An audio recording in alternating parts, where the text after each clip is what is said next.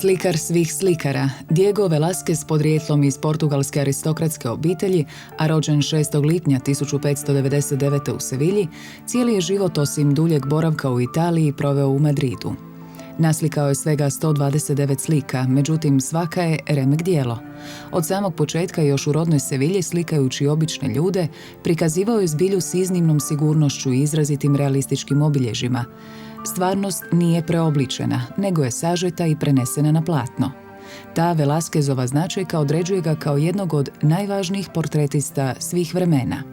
Na dvoru španjolskog kralja Filipa IV, gdje je dvorski slikar, slika fascinantnim realizmom bezbrojne portrete samoga vladara u svim varijantama, sve članove kraljevske obitelji, kao i sve one koji su na dvoru i oko njega.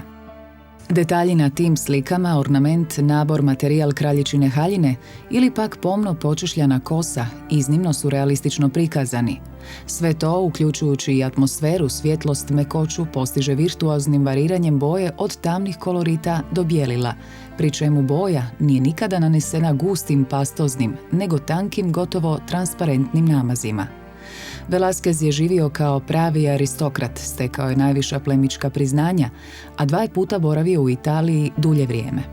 Uz slikanje, nadglednik je kraljevske palače, nabavlja umjetnine za dvor i upravlja dvorskom galerijom, jezgrom današnjega Prada. Jedan od najvećih majstora tehnike i ne samo barokni slikar, nego slikar svih vremena, nije imao ni učenike ni sljedbenike, nego samo golem broj imitatora. Diego Velázquez pokopan je u Madridu nakon što je u kolovozu 1660. umro od trovanja hranom.